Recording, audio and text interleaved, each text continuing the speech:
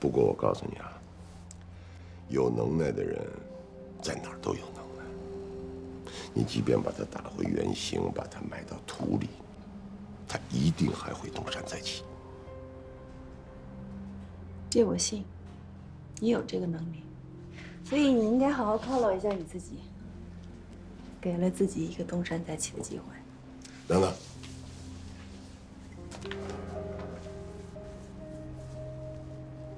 我还有个条件。我听听。你不希望你的丈夫，前夫，去坐牢吧？别让东西在你的律师手上。我的条件是，不管他们在任何情况下都不要把东西交出去。笑话，他们怎么会听我的？他们当然听你的，他们是你的律师，代理你的事儿，不就是为了挣钱吗？多给他们点钱。怎么了？我给了你那么多钱，10几个亿，你不会连这点钱都不出吧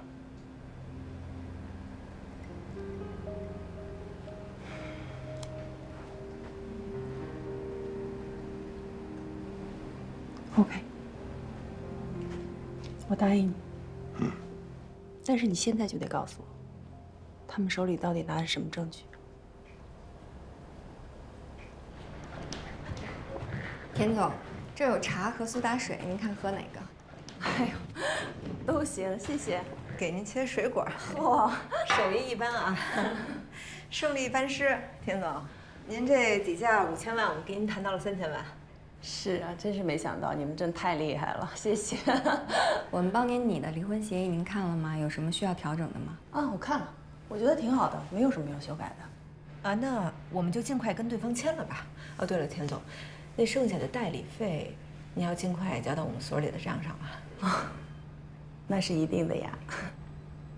但是我有个条件。啊，您说。你们手里边有杨伟达强奸那个女孩的证据，我需要你们把它交给我，不能拿出来使用，也不能给当事人。田总，咱们签的这个代理是协议离婚，和别人没关系。跟别人没关系，跟我有关系。如果杨伟达知道他有一天可能会成为强奸犯，那我提的任何要求他都不会答应的。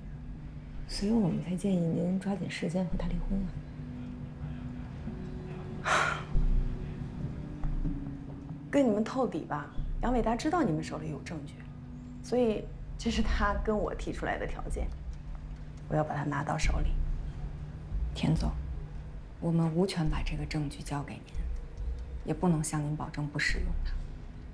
如果我们藏匿或者销毁证据，那可是犯罪，我们不可能那么做的。真的不可能吗？让我分析一下啊。你们既然手里边有证据，为什么不第一时间给夏小姐，反倒过来催我赶紧离婚？为什么呀？不就是要挣钱吗？挣钱又不丢人，既然想挣钱，那就挣大钱。你们开个价吧。田总，您怎么还是不明白呢？一个东西已经在这个世上存在了，它就不可能被彻底销毁。就算我们不说，也会有别人说的。如果别人说，我再去找别人，现在不就是先解决你们吗？对不起，很遗憾，我们您是解决不掉的。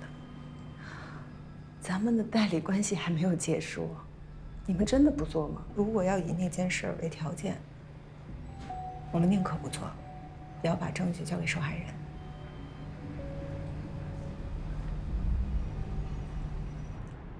杨伟达是我们多年的合作伙伴，如果他因为这个案件进去了，我们公司的信誉会受到很大的影响，更别说他是我们的股东。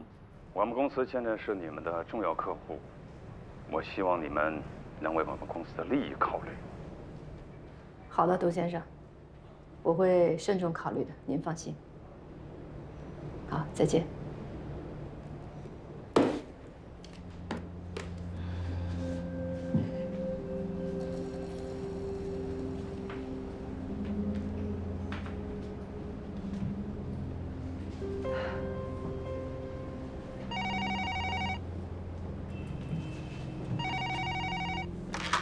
喂，方律师，有位伟达集团的杨太太要见您。让她进来吧。好的。这么快？方律师，久闻大名啊，方律师，你好。杨太太你好。我姓田，你可以叫我田总。田总你好。啊，董总应该跟您通过电话了吧？你看，我把我的离婚官司交给你们所，我也就是你们的客户了，在你们所里边，我应该也是大客户了吧？我今天来其实就一件事儿。杨伟达这个人呢，就算再不是东西，可毕竟我们是夫妻一场，更何况我们现在还没有正式离婚，所以后面的事情对我来说很重要，它直接关乎于我能不能跟他顺利的离婚。更重要的是，它会影响我的利益。我知道你们手里有证据，我作为你们的客户，要求你们不论在任何时候都不能公开这个证据，不能拿出来使用。只要能让我顺利的跟他离婚，顺利的接手我们集团，我的条件也是很丰厚的。我们集团的法务我交给你们所来做，至于费用，你来提，都好商量。谢谢田总对我们律所的信任。但是，如果杨伟达涉嫌犯罪的话，我们是不能藏匿他的犯罪证据的。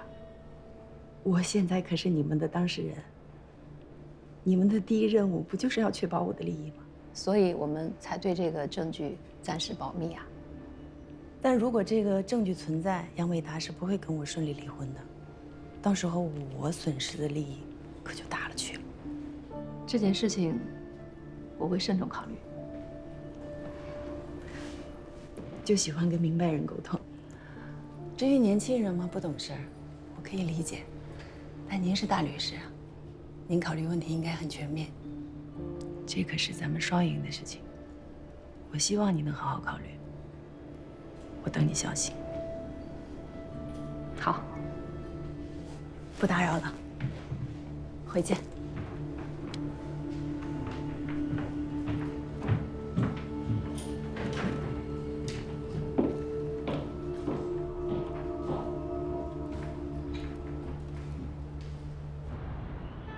选择就放在了我们面前，一面是呢1年100万的顾问费进账，一面是呢一旦公开就变成了公诉案件，跟我们没关系了。怎么选？你们说怎么选？我说一句啊，打公诉案件跟我们还有什么关系啊？一没有收入，二没有名声，我们不是自己砸自己的锅吗？可我们不能藏匿犯罪证据啊。可法律并没有要求我们提供对我们当事人不利的证据啊！你们在说什么啊？这可是犯罪！钱是要挣的，正义也是要的。我们是律师，得仗义直言，总不能只看到钱吧？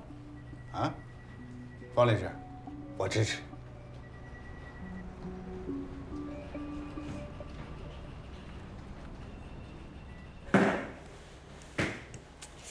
不是你能不脱了吗？啊，所有人里雇你来让你擦地似的。你说那些合伙人会做什么决定啊？就他们那些人还用说吗？那舍命也不会舍财啊。那倒也是哈。不过你说这视频，要是一公开，就彻底变成公诉案了，那咱们就连边儿都沾不上。哎，对，咱们还不光舍了财，连追求个正义的名声都追求不到。那要不？算了，还是等他们的决定吧。他们要是决定不公开，咱们就当这事儿没发生过。哎，但我的意思，这事儿它明明就是发生过的，对吧？你是不是真以为你叫罗正义啊？你是不是脑子有什么大病？对，来，来，踢我！哎，等会儿，待会儿再踢啊。喂，罗云子。罗律师，门口来了几个人找你。哦，好。律师来了，你就跟他说就行了，没关系。郭玉，这几位是？这是我找来的证人。证人？他们都曾在杨伟达公司工作过，或者杨伟达曾经去看望过他们。他们都被杨伟达骚扰过，手里都保留着证据，而且他们都关注着我那个案子，都觉得杨伟达欺人太甚，所以他们找到了我。你们手里都有证据啊？我这有他给我发的短信，您看，赤裸裸的，太不要脸了。因为他，我都不敢去公司上班。我辞职之后，他还扣了我最后1个月工资。我上大学的第2年寒假，他跑来我家慰问，就在我家的炕上。当时我爸妈还在外屋给他做饭，真的太恶心了。我这里有好多他跟我的聊天记录，我这儿还有他事后给我的道歉信。看一下，罗律师、邱律师，我们现在有这么多证人，然后也有这么多证据，那我再起诉他的话，我们可以赢了吧？秋华，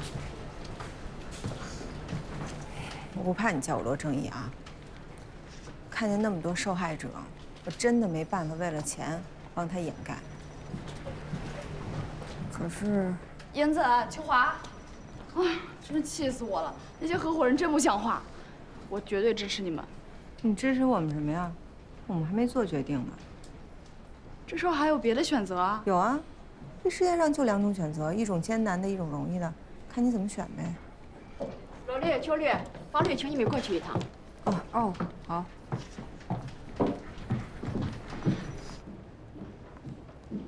方律，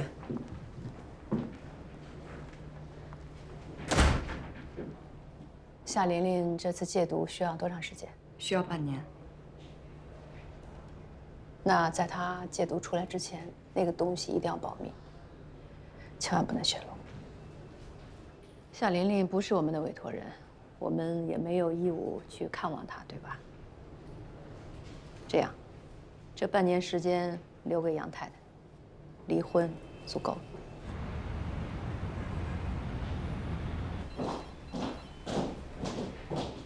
田总，久等了，方律师，这边坐。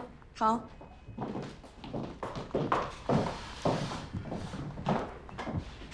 田总，我们特别希望和贵公司有长期的合作，所以呢，咱们已经达成共识了。谢谢。是这样，田总，您把离婚案交给我们所，我们一定会为您负责的。所以我们决定，在受害人出来之前，那个证据，我们绝对保密，绝对不会有第2个人从我们这里知道。所以你们的决定是不销毁？销毁证据那可是犯罪啊！田总，您看，那个女孩在戒毒所要待半年，那这半年的时间，打官司也该打完了。如果杨伟达知道他有一天可能有进去的危险，他是不会轻易跟我离婚的。他要知道他迟早会成为一个强奸犯，那你觉得性骚扰对他有威胁吗？有吗？杨太太，叫我田总。杨伟达强奸过一个女孩，他把这个女孩的一生都给毁了。您现在提出让我们销毁证据这样的要求，您不觉得过分吗？不过分。我是客户，我有权利提出要求。可我们掌握的是杨伟达的犯罪证据，跟您有什么关系啊？再说了，我之前提醒过你，这件事情瞒不住的。就是说你们不肯做，我们不能做。OK， 没问题，这是双向的嘛。看来我是时候要考虑我的委托了。哦，还得提醒你们一下，董总的业务会跟着我一起走。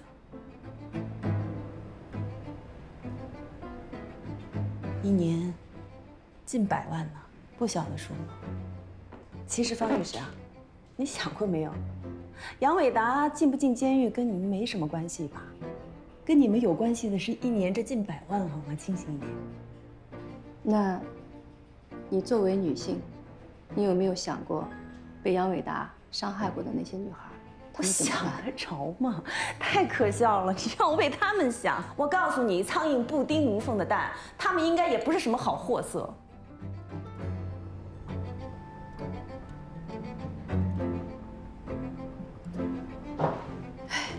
杨太太，请回吧。啊？杨太太，方律师刚才说的很清楚了，请回吧。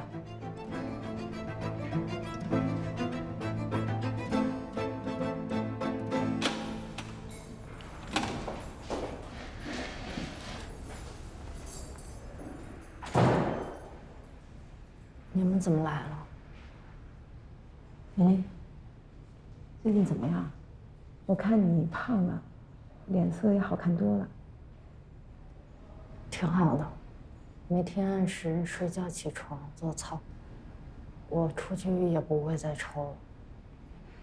琳琳，今天我们来是想告诉你，我们掌握了当年杨伟达强奸你的证据，就是那个酒店里的监控录像。其实这个监控录像一直在你前夫王建良手里，但当时他想用这个来换钱，所以就没告诉你。如果你拿这个监控录像现在去控告杨伟达强奸，他是跑不掉的。琳琳，受苦了。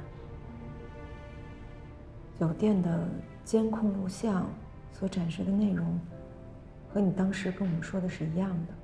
你是被他强迫带进了房间。杨伟达这次终于要受到惩罚了。要不要我们帮你报警？要不要我们做你的民事赔偿代理人，向他要求民事赔偿？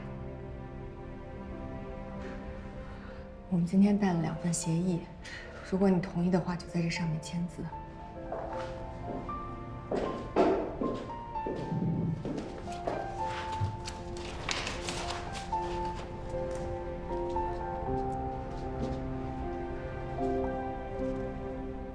我那天的那条内裤我还留着，我就想，万一要有这么一天呢？我终于到了这点。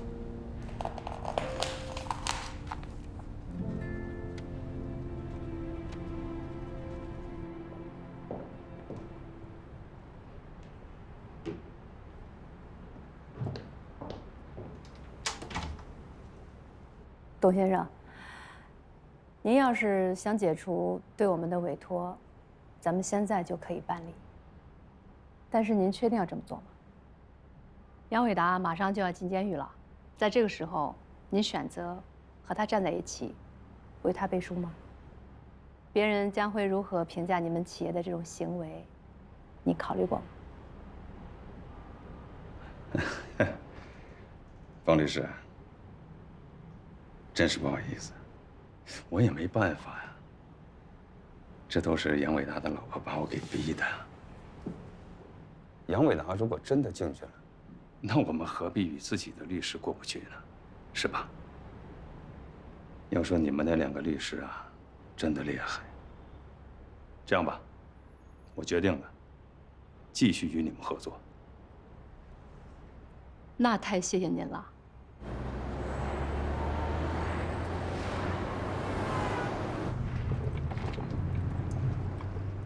英子，当时我想放弃郭玉他们的案子，去代理杨太太的时候，你嘴上没说，心里是不是特别瞧不起我？哪有啊？我觉得你特别了不起，你居然能从杨伟达身边多了一个年轻漂亮女秘书，就能推测出背后的关系，找到杨太太。说实在的，秋华，你都能当侦探了。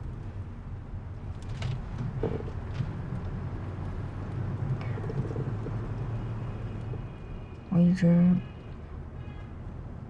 在你面前觉得很自卑，因为哪怕你身陷泥潭也能活得很从容，我就不行。我哪怕挣了很多钱，哪怕已经衣食无忧了，哪怕卡上有好几万，我都不敢多花1分钱。我总觉得自己被什么阴影笼罩着。我以前总用马斯洛的需求理论来安慰自己。我那时候觉得，人只有解决了生计问题以后，才有资格去考虑别的。但我现在突然觉得，人对于正义、对理想、对信念的追求，其实是植根于人内心深处的。无论到什么时候，只要你静下来，你就会发现那根弦永远在那儿被拨响。秋华，这以后偏僻的地儿咱不来了，行吗？你是不是中邪了？哎，咱俩之间有一个有病就得了啊！你当那正常的行不行？你刚刚说那什么马斯什么斯洛，马什么洛？他还说我什么呀？你来跟我聊聊。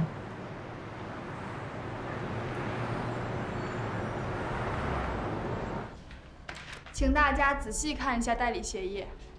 我和秋绿愿意作为大家的代理人，向杨伟达提起民事诉讼。杨伟达及伟达基金资助了大家，也因此赢得了广泛的社会赞誉。但这并不代表杨伟达就拥有了侵犯他人人格和对他人实行性骚扰的权利。这种行为是不被允许的。我们将会要求杨伟达及伟达基金对大家进行公开道歉。比诉讼结果更重要的是，大家把自己的事实说出来，告诉这个社会，被骚扰的受害者没有错，仗势欺人应该付出代价。用行动去鼓励这社会上更多的像你一样的受害者。哎，郭玉小姐，现在性骚扰案件又有了新的进展，这次你有信心吗？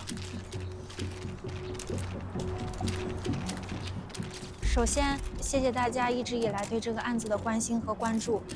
这次我们有更多的受害者愿意站出来，他们的出现让更多的人看到这个案子，并且支持我们。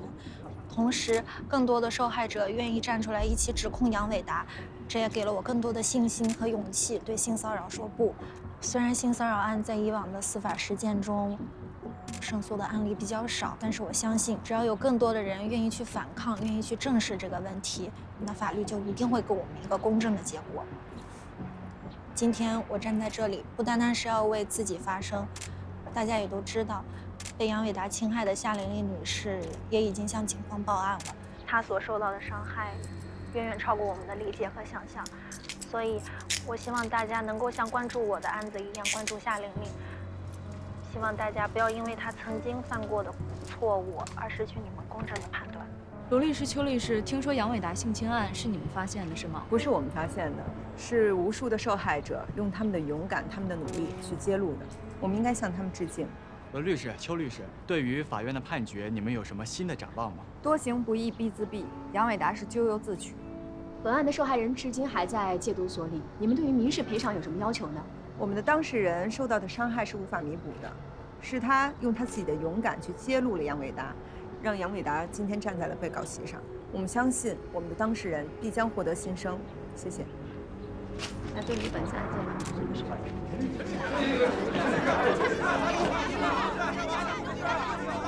终于把他嚣张气焰给打下去了。哼，走。全体起立。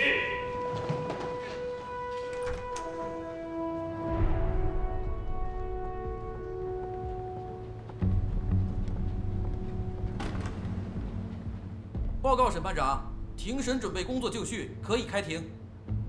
现在开庭，传被告人杨伟达到庭。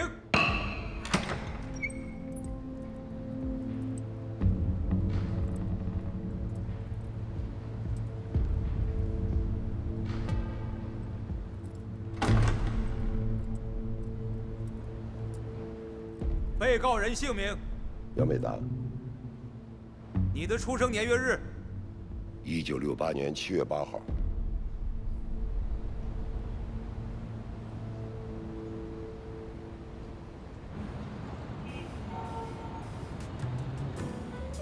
干杯！干杯！真痛快。今天是这1年里我最高兴的。但是我其实心里还是有点不舒服。这杨伟达只被判了5年，不过他也算是付出代价了啊。正义得到了伸张，虽然来得晚了一些。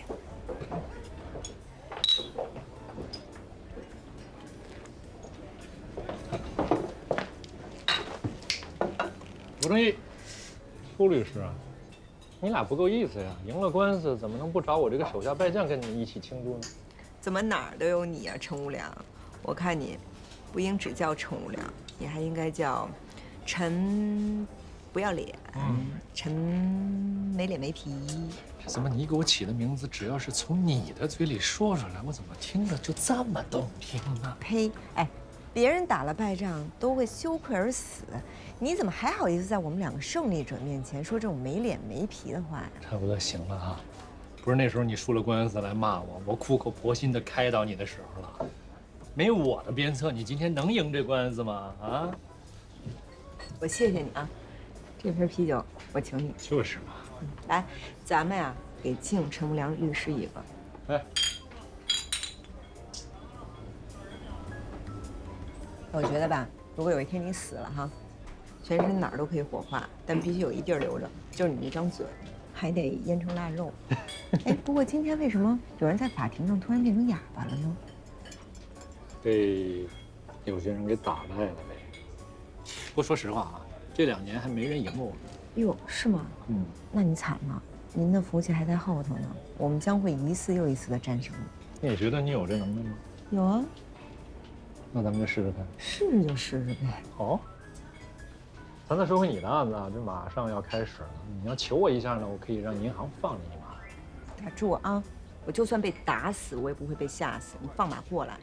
我就喜欢你这性格，我就喜欢你这小劲儿，真好啊！来吧，那就喝酒吧，就当做大战之前的放松了。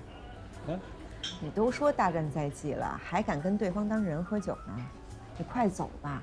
你上一个当事人已经入狱了，赶紧抱好你下一个当事人的大腿吧。想抱你大腿？臭流氓！九啊，师傅，你干嘛呀？我这么疼你，你怎么感谢我呀？您是我师傅。可师傅也是一个正常的男人，也是有感情的呀。这件事情什么时候开始的？从我到他身边工作的第2个月就开始了。开始的时候，我不知道该怎么办，我都有心不干了，但我的选择不多。后来我就留了个心眼儿，录下了这些音，留下这些证据。韩日通真是狗改不了吃屎。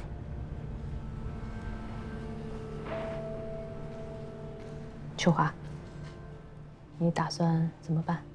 我们可以拿这去报案，让他起码得到行政处罚。都是一个律所的同事，这么做，是不是有点过？方律，过的人是他吧？我是为秋华考虑，真的要闹得天下人皆知吗？方律，我犹豫了很久，我今天终于鼓起勇气站在您面前，我就是做好各种准备来的。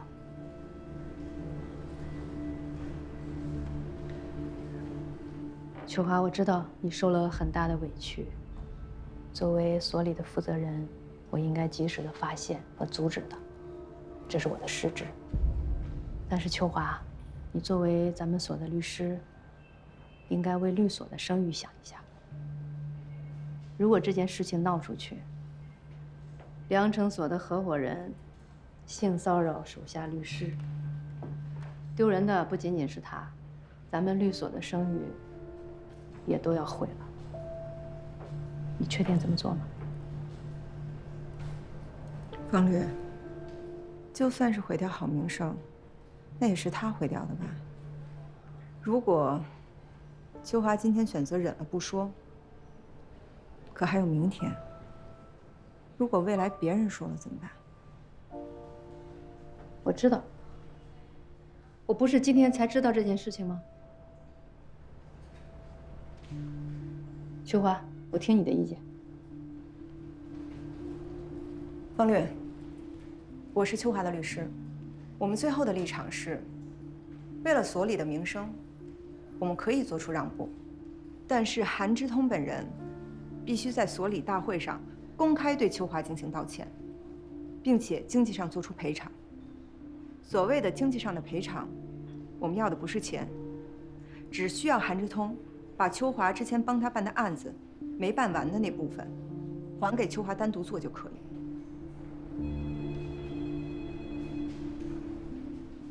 案子的事情没有问题，之前你主办的案子正常拿走，不要管他同意不同意。但是，公开道歉这件事儿，我们还能不能再商量一下？这是底线。你们坐。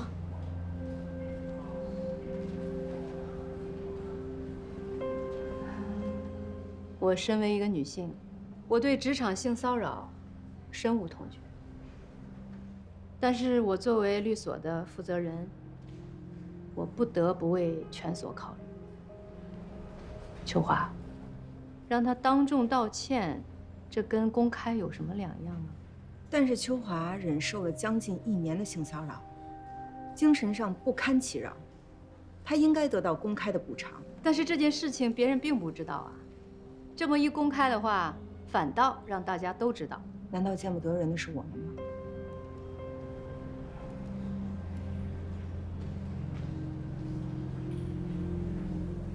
秋华，你所受到的伤害和委屈，应该得到补偿。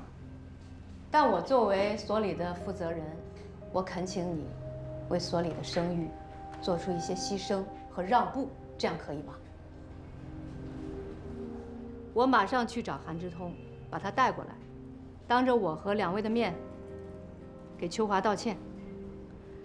我会向他提出训诫，责令他以后不许再犯。好，那为了所里的声誉，我们愿意做出最后的让步。除了刚才说的那些案子之外，我们要求韩之通必须亲手写下道歉书，并且保存在我方手里。我现在去找他谈谈。秋华，把你的手机给我解一下锁。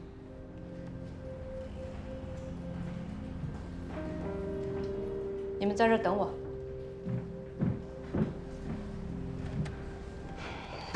真是便宜他了。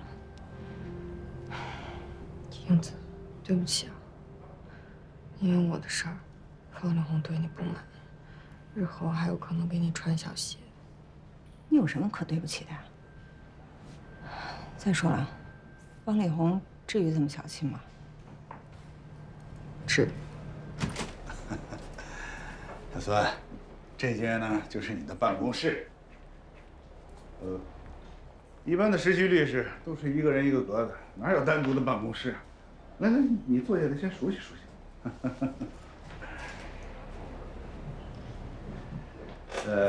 你的日常工作呢，就是为我服务，从工作到生活。我这人是个工作狂，一工作起来呢就不眠不休，所以呢特别需要人照顾。如果你表现得好的话，我也可以带着你办案子，我不会亏。干嘛呢，老板？方律师，认识方律师吧？昨天你们这帮刚来的，他给你们讲过话。方律师，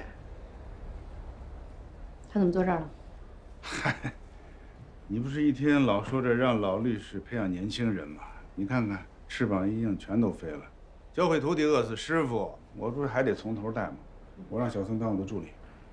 小孙啊，哎，出去找个空位子，这个地方不适合你。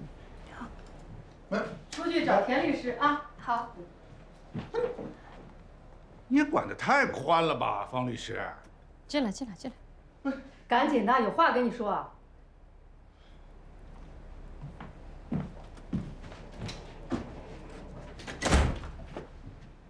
又准备伸出你的闲爪子是吗？你什么意思？秋华，以后你的前程包在我身上，你跟了我，他们居然去找你了。韩志东啊，一把岁数了，儿子都上大学了吧？啊？一点脸都不要吗？以前梅老师在的时候，你出那件事儿，不是已经警告过你了吗？这才几年啊，又犯！我也没干什么呀。哎呦，你还想干什么呀？想学杨伟达吗？你瞧你说的，我怎么可能干那种事儿呢？我多放几段给你听听，啊，要不要听？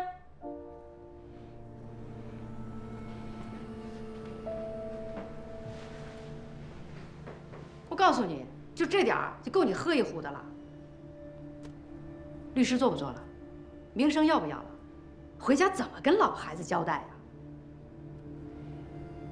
这么大岁数，真是狗改不了吃屎！我告诉你。对不起，我错了。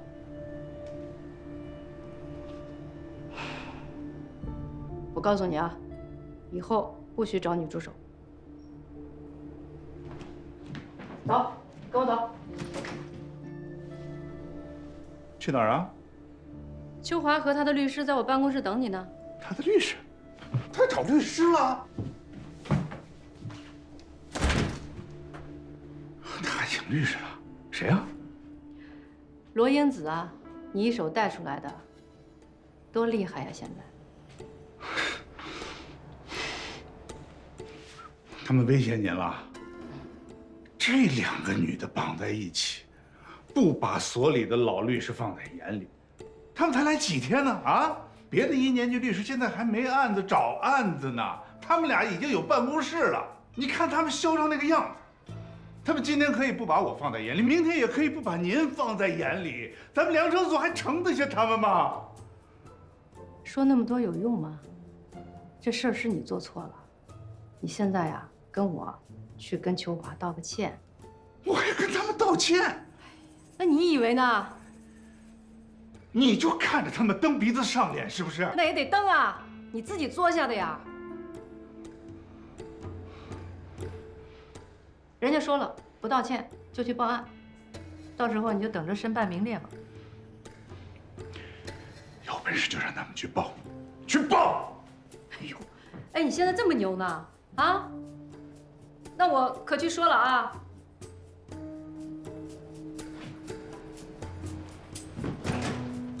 方律师，方律师，方，对不起，秋华，是我不注意个人修养，举止不端，给您造成了痛苦，我给您道歉。没说清楚。说说你对秋华都做了什么？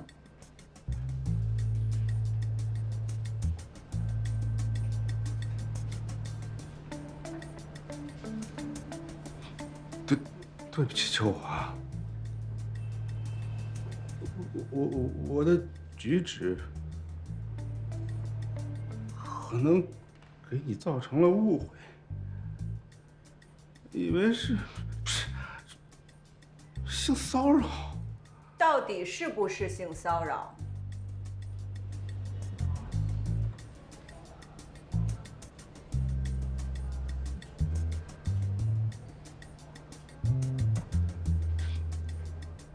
对不起，秋华，我对你有性骚扰不当行为，我向您道歉。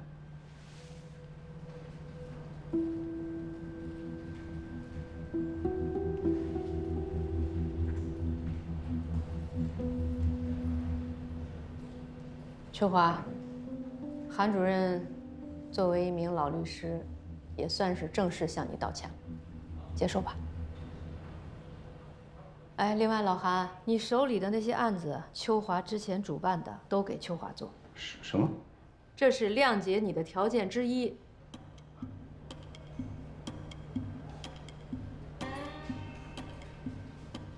还有道歉书。什么？他们要求你写一份道歉书给秋华保存。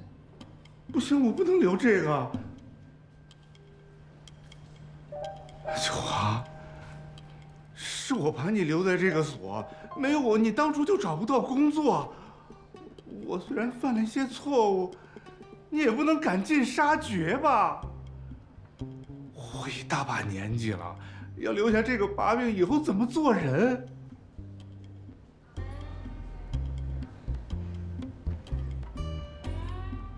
秋华，相信他今后肯定不敢。今天的事情我也在场，我可以作证，你就放他一马吧。啊，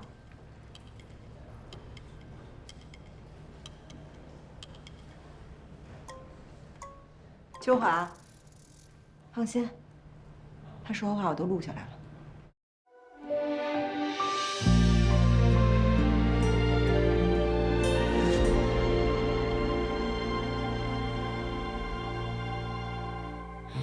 记忆里许多事情用过去，过去，我们多有默契。失去的所有人里，最怀念自己。不痛不惧，用沉默来代替错过的我，没多说一句。曾经我用尽力气，所以不可惜。天生会乐观的人群，总在夜深人静自语，永远相信明天的和结局是我的超能力。为一个劫翻山越岭，走很远才惊觉已过去。雨过天晴，怎么算公平？歇斯底里的事，离开不必非要证据。曾经我用尽力气，所以不可惜。错过你也成为风景，没做好有什么要紧？若世界显得拥挤，踉跄步履，我依然独行，用热泪等执着回应，找回那个完整的自己。我会爱我，再计算公平。我会爱我，再计算公平。